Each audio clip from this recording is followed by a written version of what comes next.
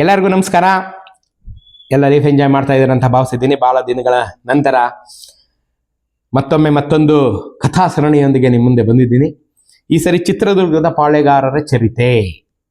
ಬೀದರಿಂದ ಚಾಮರಾಜನಗರದವರೆಗೆ ಆಳಿದಂಥ ಎಲ್ಲ ಅರಸರ ಬಳಿಯಲ್ಲಿದ್ದಂಥ ಪಾಳೆಗಾರರು, ಸೈನಿಕರು, ಎಲ್ಲರೂ ಅರಸರು, ನಾಯಕ ಪಾಳೆಗಾರರು ಎಲ್ಲ ವೀರಾವೇಶದಿಂದ ಹೋರಾಡಿ ಅಷ್ಟು ಯುದ್ಧಗಳನ್ನು ಗೆದ್ದುಕೊಂಡಿದ್ದಂಥ ಚರಿತ್ರೆ ನಿಮ್ಮ ಮುಂದೆ ಇದೆ. ನಾನು ಹಲವಾರು ವಿಡಿಯೋಗಳಲ್ಲಿ ನಾಯಕರ ಶೌರ್ಯ ಸಾಹಸಗಳನ್ನು ನಿಮಗೆ ಪ್ರಸ್ತುತಪಡಿಸಿದ್ದೀನಿ. ಎಲ್ಲ ನಾಯಕ ಅರಸರಾಗೆ ಮುಕುಟಮಣಿಯಾದಂಥ ಚಿತ್ರದುರ್ಗದ ಪಾಳೆಗಾರರನ್ನು ಮೊದಲು ತಗೊಂಡು ಆಮೇಲೆ ಮಿಕ್ಕಿದಂಥ ಎಲ್ಲ ಪಾಳೆಗಾರರ, ಎಲ್ಲ ನಾಯಕ ಅರಸರ ಚರಿತ್ರೆಯನ್ನು ಒಂದೊಂದಾಗಿ ನಿಮ್ಮ ಮುಂದೆ ಇಡ್ತೀನಿ. ಈಗ ಶುರು ಮಾಡೋದ್ರೊಂದಿಗೆ ಚಿತ್ರದುರ್ಗದ ಪಾಳೆಗಾರರು ಇಷ್ಟು ಪುಸ್ತಕಗಳನ್ನು ರೆಫರ್ ಮಾಡ್ತಾ ಇದ್ದೀನಿ. ನೀವೇ ಎಲ್ಲ ಪುಸ್ತಕಗಳನ್ನು ಈಗ ನಿಮಗೆ ಪರಿಚಯ ಮಾಡಿಸ್ಬೇಕಾದ್ದು ನನ್ನ ಜವಾಬ್ದಾರಿ. ಇದು ಬೇಸ್ ಪುಸ್ತಕ, ಅಂದರೆ ಇದನ್ನು ನೋಡ್ಕೊಂಡು ಕತೆ ಓದ್ತಾ ಇರ್ತೀನಿ, ಇದರಲ್ಲಿ ಏನು ಬರೆದಿದ್ದಾರೆ. ಇದಾದ್ಮೇಲೆ ಇದಕ್ಕೆ ಸಂಬಂಧಪಟ್ಟಂತೆ ರೆಫರೆನ್ಸ್ಗಳನ್ನು ಈ ಪುಸ್ತಕಗಳಿಂದ ತಗೊಳ್ತೀನಿ. ಹಲವಾರು ಲೇಖಕರು ತಮ್ಮ ಸಂಶೋಧನೆಗಳಿಂದ, ವರ್ಷಗಟ್ಟಲೆ ಮಾಡಿದಂಥ ಸಂಶೋಧನೆಗಳಿಂದ ಈ ಚಿತ್ರದುರ್ಗದ ನಾಯಕ ಅರಸರನ್ನ ನಮಗೆ ತಂದುಕೊಟ್ಟಿದ್ದಾರೆ. ಚಿತ್ರದುರ್ಗದ ನಾಯಕ ಅರಸರ ಚರಿತ್ರೆ ಅಂತ ಬಂದಾಗ ಇಬ್ಬರು ಹೆಸರನ್ನ ನಾವು ಪ್ರಥಮವಾಗಿ ತಗೊಳ್ಬೇಕು. ಮೊದಲನೆಯವರು ಡಾಕ್ಟರ್ ಲಕ್ಷ್ಮಣ್ ತೆಲಗಾವಿಯವರು, ಸಂಶೋಧಕರು, ನಮ್ಮೆಲ್ಲರ ನೆಚ್ಚಿನ ಲೇಖಕರು, ಸಂಶೋಧಕರು. ಲಕ್ಷ್ಮಣ್ ತೆಲಗಾವಿಯವರು ಬರೆದಿದ್ದ ಶಾಸ್ತ್ರ ಅಷ್ಟು ಪ್ರಖ್ಯಾತರು. ಲಕ್ಷ್ಮಣ್ ತೆಲಗಾವಿ ಸರ್, ನಿಮಗೊಂದು ನಮಸ್ಕಾರ. ಮತ್ತೊಬ್ಬರು ಡಾಕ್ಟರ್ ಬಿ ರಾಜಶೇಖರಪ್ಪನವರು. ರಾಜಶೇಖರಪ್ಪನವರು ಅಷ್ಟೇ ಪುರಾತನವಾದಂಥ ತಮ್ಮ ಪ್ರಬಲ ಸಂಶೋಧನೆಗಳಿಂದ ಅತ್ಯುತ್ತಮವಾದಂಥ ಪುಸ್ತಕಗಳನ್ನು ನಮಗೆ ಚಿತ್ರದುರ್ಗದ ಮೇಲೆ ಬರೆದು ಕೊಟ್ಟಿದ್ದಾರೆ. ರಾಜಶೇಖರಪ್ಪ ಸರ್, ತಮಗೂ ಒಂದು ನಮಸ್ಕಾರ. ಅದಲ್ಲದೆ ಹಲವು ಲೇಖಕರು ಎಲ್ಲರೂ ಬರೆದಿದ್ದಾರೆ. ಎಲ್ಲರ ಹೆಸರನ್ನು ನಾನು ತಗೊಳ್ತೀನಿ. ಇವರಿಬ್ಬರು ಮಾತ್ರ ಈ ಚಿತ್ರದುರ್ಗದ ಚರಿತ್ರೆಗೆ ಎರಡು ಕಣ್ಣುಗಳು. Doctor Lakshman Telagavi, doctor B ರಾಜಶೇಖರಪ್ಪನವರು ಚಿತ್ರದುರ್ಗದ ಚರಿತ್ರೆಯ ಎರಡು ಕಣ್ಣುಗಳು ಅಂತ ಹೇಳ್ಬೋದು. ಈಗ ಈ ಓದೋ ಬೇಸ್ ಪುಸ್ತಕ ಏನಿದೆ, ಇದು ಪಾಳೆಗಾರ್ಸ್ ಆಫ್ ಚಿತ್ರದುರ್ಗ. MS ಪುಟ್ಟಣ್ಣವ್ರು ಬರೆದಿದ್ದ ಚಿತ್ರದುರ್ಗದ ಪಾಳೆಗಾರರು 1924ರಲ್ಲಿ 101 ವರ್ಷಗಳ ಕೆಳಗೆ MS ಪುಟ್ಟಣ್ಣವರು ರಚನೆ ಮಾಡಿದಂಥ ಚಿತ್ರದುರ್ಗದ ಪಾಳೆಯಗಾರರು.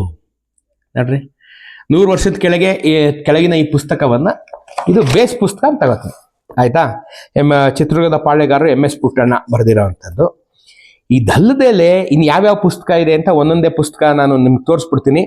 ಇತಿಹಾಸ ಕಥನ, ಡಾಕ್ಟರ್ ಬಿ ರಾಜಶೇಖರಪ್ಪನವ್ರು ಬರೆದಿರೋವಂಥದ್ದು. ಚಿತ್ರದುರ್ಗದ ಪರಿಸರದ ಇತಿಹಾಸ ಕುರಿತ ಸಂಶೋಧನಾ ಪ್ರಬಂಧಗಳು ಅಂತ ಒಂದು ಅದ್ಭುತವಾದಂಥ ಸಂಶೋಧನಾ ಪ್ರಬಂಧಗಳನ್ನು ರಾಜಶೇಖರಪ್ಪನವ್ರು ಬರೆದಿದ್ದಾರೆ. ಇದು ಒಂದು ಪುಸ್ತಕ. ನಮ್ಮೆಲ್ಲರ ಮತ್ತೊಂದು ಪ್ರಖ್ಯಾತವಾದಂಥ ಡಾಕ್ಯುಮೆಂಟು ಹೈದರ್ನಾಮ. ಇದು ಸಿಗುತ್ತೆ ನಿಮಗೆ, ಎಲ್ಲ ಕಡೆನೂ ಸಿಗುತ್ತೆ, ತಗೋಬಹುದು. ಹೈದರ್ನಾಮಾದಲ್ಲಿ ಚಿತ್ರದುರ್ಗದ ವಿಚಾರ ಬರುತ್ತೆ. ಯಾಕೆಂದ್ರೆ ಹೈದರ್ನ ಮತ್ತೊಂದು ಮಹತ್ವಪೂರ್ಣ ವಿಜಯ ಚಿತ್ರದುರ್ಗದ ಮೇಲೆ ಅಲ್ವೇ, ಸೊ ಹಾಗಾಗಿ ಹೈದರ್ನಾಮ ಬರುತ್ತೆ. ಹೈದರ್ನಾಮ ಆದಮೇಲೆ ಮತ್ತೊಂದು ಪುಸ್ತಕ ಯಾವುದಪ್ಪ ಅಂತಂದ್ರೆ ನೋಡ ಬನ್ನಿ ಚಿತ್ರದುರ್ಗ ಅಂಥೇಳಿ ನಮ್ಮ ಡಾಕ್ಟರ್ ಲಕ್ಷ್ಮಣ್ ತೆಲಗಾವಿ ಅವರು ಬರೆದಿರೋವಂಥದ್ದು. ನೋಡ ಬನ್ನಿ ಚಿತ್ರದುರ್ಗದ ಏನೇನಿದೆ ನೀವು ನೋಡಕ್ ಬಂದ್ರೆ ಅನ್ನೋವಂಥದ್ದು, ಇದೊಂದು ದಾಖಲೆ. ಮತ್ತೊಂದು ಶ್ರೀಶೈಲ ಆರಾಧ್ಯ ಅವರು ಬರೆದಿರೋಂಥ ಚಿತ್ರದುರ್ಗದ ಬಕೈರು. ಇದು ಬಹಳ ಇಂಪಾರ್ಟೆಂಟ್ ಡಾಕ್ಯುಮೆಂಟ್ ಅಲ್ರಿ. ಚಿತ್ರದುರ್ಗದ ಬಕೈರು, ಇದನ್ನ ಒಂದು ಬಹಳ ಮುಖ್ಯವಾದಂಥ ದಾಖಲೆ. ಆಮೇಲೆ ಮತ್ತೊಂದು ಶ್ರೀಶೈಲ ಆರಾಧ್ಯರು ಬರೆದಿರುವಂಥದ್ದು ಹುಲ್ಲೂರು ಶ್ರೀನಿವಾಸ ಜೋಯಿಸರ ಐತಿಹಾಸಿಕ ಲೇಖನಗಳು. ಚಿತ್ರದುರ್ಗದ ಮೇಲೆ ಬರೆದಿರುವಂಥ ಮತ್ತೊಬ್ಬ ಪ್ರಾತಸ್ಮರಣೀಯರು ಅಂದ್ರೆ ಹುಲ್ಲೂರು ಶ್ರೀನಿವಾಸ ಜೋಯಿಸರು ಸಹ, ಶ್ರೀಶೈಲ ಆರಾಧ್ಯರು ಸಹ, ಇವರು ಪ್ರಾತಸ್ಮರಣೀಯರು ಇಬ್ರು. ನೋಡಿ, ಇದು ಹುಲ್ಲೂರು ಶ್ರೀನಿವಾಸ ಜೋಯಿಸರ ಐತಿಹಾಸಿಕ ಲೇಖನಗಳು. ಇದು ಬಹಳ ಬಹಳ ಮುಖ್ಯವಾದಂಥ ಪುಸ್ತಕ. ಚಿತ್ರದುರ್ಗದ ಇತಿಹಾಸದಲ್ಲಿ ಇದೊಂದು ಬಹಳ ಮುಖ್ಯವಾದಂಥ ಪುಸ್ತಕ ಆಗುತ್ತೆ. ಮತ್ತೊಂದು ಶ್ರೀಶೈಲ ಆರಾಧ್ಯರೇ ಬರೆದಿರುವಂಥ ಸಂಶೋಧನೆಯ ಹಾದಿಯಲ್ಲಿ ಅಂತ ಒಂದು ಸಂಶೋಧನಾತ್ಮಕವಾದಂಥ ಮತ್ತೊಂದು ಲೇಖನ ಮಾಲೆ, ಆಯ್ತಾ. ಇದು ಮತ್ತೊಂದು ಐತಿಹಾಸಿಕ ನಾಟಕ, ಚಿತ್ರದುರ್ಗದ ದಳವಾಯಿ ದೊಡ್ಡಣ್ಣ ಅಂತ ಒಂದು ನಾಟಕದೊಂದು ಇದಿದೆ. ಇದೊಂದು ಸುಮ್ಮನೆ ನಾನು ರೆಫರೆನ್ಸ್ ಇಟ್ಕೊಂಡಿದ್ದೀನಿ. ಆಮೇಲೆ ನಮ್ಮ ಇವರು ಬರೆದಂಥ, ಗಂಡುಗಲಿಯವರು ಬರೆದಂಥ, ಲೇಖಕರು ಬರೆದಂಥದ್ದು ದೇಶದ್ರೋಹಿ ದೊಡ್ಡ ಮದಕರಿ. ಇವರು ಬರೆದಿರೋವಂಥದ್ದು ದೇಶದ್ರೋಹಿ ದೊಡ್ಡ ಮದಕರಿ. ಸೊ ದೊಡ್ಡ ಮದಕರಿ ನಾಯಕರ ಬಗ್ಗೆ ಇವರು ಬರೆದಿದ್ದಾರೆ. ಆಮೇಲೆ ಚಿತ್ರದುರ್ಗದ ಗಜಕೇಸರಿ ಭಾಗ 1, ಇದು ರಾಜ ಗುರುಭಕ್ತ ಕೇಸರಿ ಪರಶುರಾಮಪ್ಪ ನಾಯಕರು ಬರೆದಿರೋವಂಥ ಚಿತ್ರದುರ್ಗದ ಗಜಕೇಸರಿ. ಇದೊಂದು ಪುಸ್ತಕನ ರೆಫರೆನ್ಸ್ಗೆ ಇಟ್ಕೊಂಡಿದ್ದೀನಿ.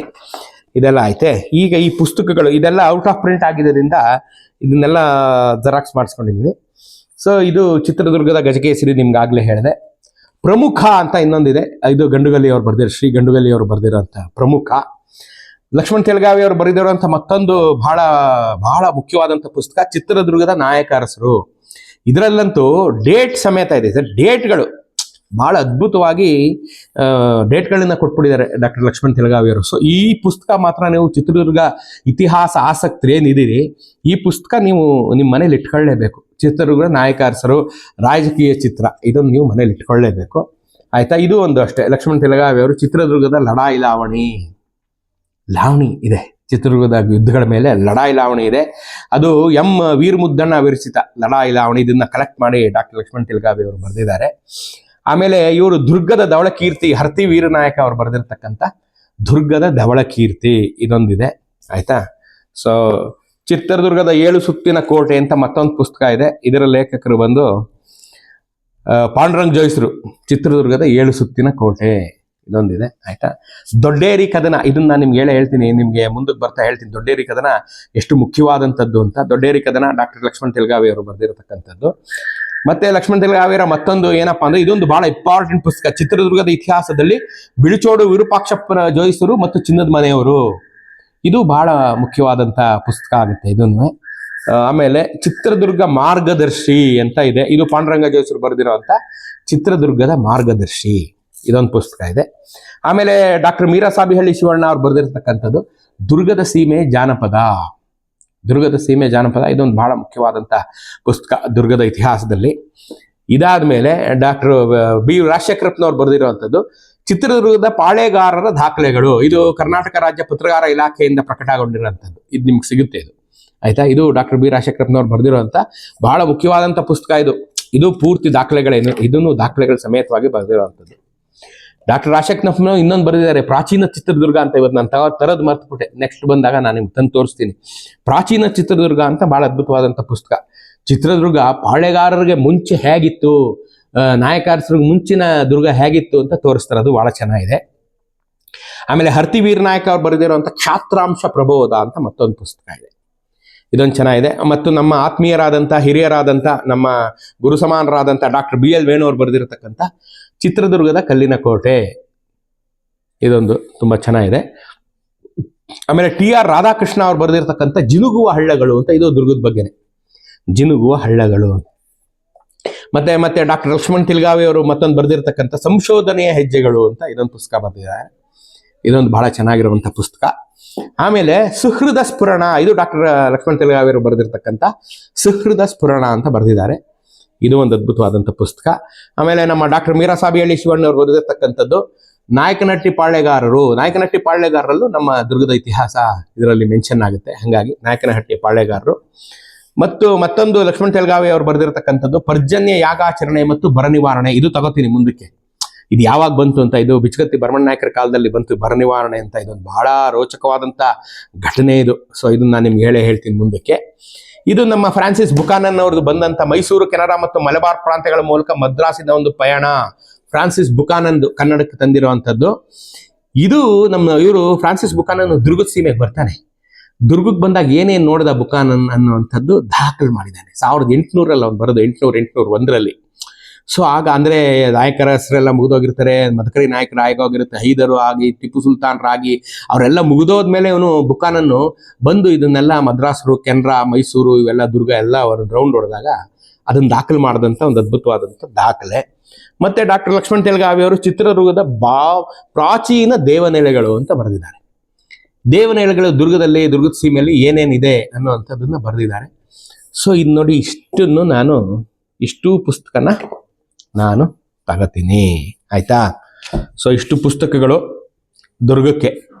ಸೊ ಇಲ್ಲಿ ಎಲ್ಲಾ ಪುಸ್ತಕಗಳಲ್ಲೂ ಎಲ್ಲ ದಾಖಲೆಗಳೇ ಇವೆಲ್ಲ ಇರೋದು, ಎಲ್ಲ ದಾಖಲೆಗಳೇ. ಈ ದಾಖಲೆಗಳಿಂದ ತಗೊಂಡು ಈ ಪುಸ್ತಕದ ನಿಮ್ಗೆ ಕತೆ ಹೇಳ್ಬೇಕಲ್ಲಪ್ಪ. ಸೊ ಕತೆ ಹೇಳುವಾಗ ನಿಮಗೆ MS ಪುಟ್ಟಣ್ಣವ್ರು ಬರೆದಿರೋ ಅಂತ ಚಿತ್ರದುರ್ಗದ ಪಾಳೆಗಾರರು ಅನ್ನೋದನ್ನ ತಗೊಂಡು ನಿಮಗೆ ನಾನು ಹೇಳ್ತೀನಿ. ಆಯ್ತಾ? ಸೊ ಇಲ್ಲಿಂದ ಈಗ ಶುರು ಮಾಡೋಣ. ತುಂಗಭದ್ರಾ ತೀರದಲ್ಲಿದ್ದ ವಿಜಯನಗರ ಸಂಸ್ಥಾನದ ಚಕ್ರಾಧಿಪತಿಗಳು ಬಹುಖ್ಯಾತಿಯಿಂದ ಆಳ್ತಾ ಇರುವಂತ ಕಾಲದಲ್ಲಿ, ಅಫ್ಕೋರ್ಸ್ ಅದನ್ನ ಹೆಂಗ್ ಮರೆಯಕ್ಕಾಗತ್ತೆ, ಈಗಿನ ಹೈದರಾಬಾದ್ ಪ್ರಾಂತಗಳಲ್ಲಿ ಆಳಿಕೊಂಡಿದ್ದ ತುರುಕರ ಕಡೆಯಿಂದ ರಾಜೀಕಗಳು ಬಹಳವಾಗಿದ್ದವು.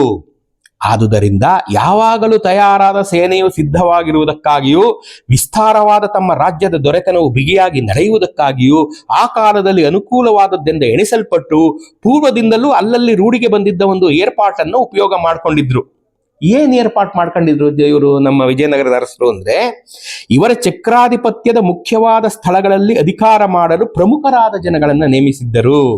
ಈ ಅಧಿಕಾರಿಗಳಿಗೆ ನಾಯಕರು ಎಂದು ಸರ್ವಸಾಧಾರಣವಾಗಿ ಅನೇಕ ಸ್ಥಳಗಳಲ್ಲಿ ಹೆಸರಾಗಿತ್ತು. ಈ ನಾಯಕರು ತಮ್ಮ ಅಧಿಕಾರಕ್ಕೆ ಒಳಪಟ್ಟ ಸೀಮೆಗಳಲ್ಲಿ ದೊರೆಗಳಂತೆ ಇರುತ್ತಾ ಅಲ್ಲಿನ ಪ್ರಜೆಗಳಿಂದ ಕಂದಾಯ ಮೊದಲಾದವನ್ನು ವಸೂಲು ಮಾಡಿಕೊಂಡು ಚಕ್ರಾಧಿಪತಿಗಳಿಗೆ ನಿಗದಿಯಾದ ಕಪ್ಪವನ್ನು ವರ್ಷವೂ ಕೊಡುತ್ತಾ ತಯಾರಾದ ಸೇನೆಯನ್ನಿಟ್ಟುಕೊಂಡು ಯುದ್ಧ ಪ್ರಸಕ್ತಿ ಬಿದ್ದಾಗ ವಿಜಯನಗರದ ಅಧೀಶ್ವರರಿಗೆ ಸಹಾಯ ಮಾಡುತ್ತಾ ಇದ್ದರು. ಗೊತ್ತಾಯ್ತಾ? ವಾಪಸ್ ನಾವು ವಿಜಯನಗರ ಹಂಪಿ ಸೈಡ್ ಹೋಗ್ಲೇಬೇಕು. ಏನು ಇವರು ನಮ್ಮ ಪುಟ್ಟಣ್ಣವ್ರು ಏನು ಹೇಳಿದ್ರು ಅಂತಂದ್ರೆ, ವಿಜಯನಗರ ಈಗ ಆಲ್ರೆಡಿ ಹೇಳಿದ್ದೀನಿ, ವಿಜಯನಗರ ಸಂಸ್ಥಾನದಲ್ಲಿ ಒಂದು 200 ಪಾಳ್ಯಗಾರರು ಮತ್ತೆ ಸಾಮಂತರು ಅವರ ಮಂಡಲಾಧಿಪತಿಗಳು ಅವರ ಆಶ್ರಯದಲ್ಲಿದ್ದರು. ಹೆಂಗೆ ಅಂತಂದ್ರೆ, ಇದನ್ನ ನಿಮ್ಮ ಹಳೆ ಇದ್ರಲ್ಲಿ ನೋಡಿದಿರ, ಗುಡೇಕೋಟೆ, ಜರಿಮಲೆ ಇವೆಲ್ಲ ನೋಡಿದಿರ. ಈ ಗುಡೇಕೋಟೆ, ಜರಿಮಲೆ ಎಲ್ಲ ಸಣ್ಣ ಸಣ್ಣ ಸಂಸ್ಥಾನಗಳು. ಈ ಸಂಸ್ಥಾನಗಳೆಲ್ಲ ಏನಪ್ಪಾ ಅಂದ್ರೆ, ಇವೆಲ್ಲ ಆಳ್ತಿದ್ದಂಥ ನಾಯಕರ ಹೆಸರು ಏನಪ್ಪಾ ಅಂದ್ರೆ, ತಮ್ಮ ಹತ್ರ 5,000 ಸೈನ್ಯ, 10,000 ಸೈನ್ಯ, 15,000 ಸೈನ್ಯ ಹಿಂಗೆಲ್ಲ ಇಟ್ಕೊಂಡು ಸೈನ್ಯನ ತಯಾರು ಮಾಡಿಕೊಂಡು ಆ ಪ್ರದೇಶವನ್ನ ಆಳ್ಕೊಂಡು ಅಲ್ಲಿಂದೆಲ್ಲ ಇವರು ತೆರಿಗೆ ವಸೂಲು ಮಾಡಿಕೊಂಡು ತಾವು ಮೇಂಟೈನ್ ಮಾಡಿಕೊಂಡು ನಿಗದಿಯಾದಂಥ ಒಂದಿಷ್ಟು ಕಪ್ಪವನ್ನ ವರ್ಷ ವಿಜಯನಗರಕ್ಕೆ ಕೊಟ್ಕೊಂಡು ಇವರು ಸರ್ವಸನ್ನದ್ಧರಾಗಿ ನಿಂತಿರ್ತಾ ಇದ್ರು. ವಿಜಯನಗರದವರು ಹಿಂಗ ಆಜ್ಞೆ ಮಾಡಿದ ತಕ್ಷಣ ಕಣ್ಣವೇ ಇಕ್ಕದ್ರಲ್ಲಿ ಲಕ್ಷಾಂತರ ಮಂದಿ ಇಂಥ ಪಾಳ್ಯಗಾರರು ತಮ್ಮ ಸೈನ್ಯದೊಂದಿಗೆ ಬಂದು ವಿಜಯನಗರಕ್ಕೆ ಜಮೆಯಾಗಿ ಅವ್ರು ಯಾರ ಕಡೆ ಕೈ ತೋರಿಸ್ತಾರೆ, ಹಿಂಗ್ ಬೆರಳು ತೋರಿಸೇ ಇಲ್ಲ, ಹೋಗಿ ಅವ್ರನ್ನ ಹೊಸ್ಕಾಕ್ಬಿಡೋರು. ವಿಜಯನಗರದ 16 ಲಕ್ಷ ಸೈನ್ಯ ಇತ್ತು, ಕೃಷ್ಣದೇವರಾಯರ ಹತ್ರ 16 ಲಕ್ಷ ಸೈನ್ಯ ಇತ್ತು ಅಂತ ನಾನು ಹೇಳ್ತಾ ಇದ್ದಲ್ಲ. ಹೆಂಗಪ್ಪ ಅಂದ್ರೆ ಹಿಂಗೆ. ಅರ್ಥ ಆಯ್ತಾ ನಿಮಗೆ? ಇದೇ ರೀತಿ ಚಿತ್ರದುರ್ಗದ ಪಾಳ್ಯಗಾರರಲ್ಲಿ ಮೊದಲನೇವರಾದಂಥ ಮತ್ತಿತಿಮ್ಮಣ್ಣ ನಾಯಕರು ಇದೇ ರೀತಿಯಾದಂಥ ಸೈನ್ಯವನ್ನ ದುರ್ಗದಲ್ಲಿ ಇಟ್ಕೊಂಡಿದ್ರು. ಅರ್ಥ ಆಯ್ತಾ? ಸೊ ಈ ಮುಂದಕ್ಕೆ ಹೋಗೋಣ.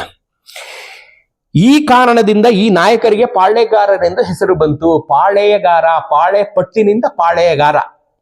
ಒಂದು ಪಾಳೆಪಟ್ಟು ಈಗ ಪಾಳ್ಯ ಅಂತೀವಲ್ಲ, ನಾಶನಹಳ್ಳಿ ಪಾಳ್ಯ, ಲಿಂಗಾಂಬುದಿ ಪಾಳ್ಯ. ಏನ್ ಪಾಳ್ಯಗಳು ಅಂದ್ರೆ, ಎಲ್ಲೆಲ್ಲಿ ಪಾಳ್ಯಗಳು ಅಂತ ಬಂದಿದೆಯೋ ಅಲ್ಲೆಲ್ಲ ಒಂದು ಸೈನ್ಯದ ತುಕಡಿ ಇತ್ತು, ಒಂದು ಪಾಳೆಯ ಇತ್ತು. ತುಕಡಿ ಅಂದ್ರೆ ಉರ್ದು ಪದ, ಪಾಳ್ಯ ಅನ್ನೋದು ಕನ್ನಡದ ಪದ. ಸೊ ಅಲ್ಲೆಲ್ಲ ಒಂದು ಪಾಳ್ಯ ಇತ್ತು, ಪಾಳೆಯ ಇತ್ತು, ಅಲ್ಲೊಬ್ಬ ಪಾಳೆಗಾರ ಇದ್ದ. ಲಿಂಗಾಂಬುದಿ ಪಾಳ್ಯ, ನಾಶನಹಳ್ಳಿ ಪಾಳ್ಯ, ಎಲ್ಲೆಲ್ಲಿ ಪಾಳ್ಯಗಳಿತ್ತು ಅಲ್ಲೆಲ್ಲ ಇತ್ತು.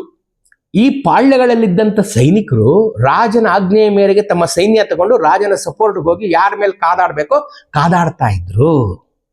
ಹಂಗಾಗಿ ಅವೆಲ್ಲ ಪಾಳ್ಯಗಳು ಅಂತ. ಇವತ್ತಿಗೂ ನೀವು ನಿಮ್ಮ ಸುತ್ತಮುತ್ತ ಎಲ್ಲಿ ಪಾಳ್ಯಗಳು ಅಂತ ನೋಡ್ತೀರಿ, ಅದೆಲ್ಲ ಒಂದು ಕಾಲದಲ್ಲಿ ಸೈನಿಕರ ನೆಲೆಯಾಗಿತ್ತು, ಪಾಳ್ಯಗಾರರ ನೆಲೆಯಾಗಿತ್ತು ಅಂತ ತಿಳ್ಕೊಂಬಿಡಿದ್ವಿ. ಅರ್ಥ ಆಯ್ತಾ? ಸೊ ಅವ ನಾಯಕರಿಗೆ ಪಾಳ್ಯಗಾರರೆಂದು ಹೆಸರು ಬಂತು. ಪಾಳ್ಯಗಾರರೆಂದರೆ ದಂಡಿನೊಡನೆ ಪಾಳೆಯವನ್ನು ಹಾಕಿ ಇಳಿದುಕೊಂಡು ಕದನಕ್ಕೆ ಸಿದ್ಧರಾಗಿರುವುದರೆಂದು ಅರ್ಥ ಅಲ್ವಾ?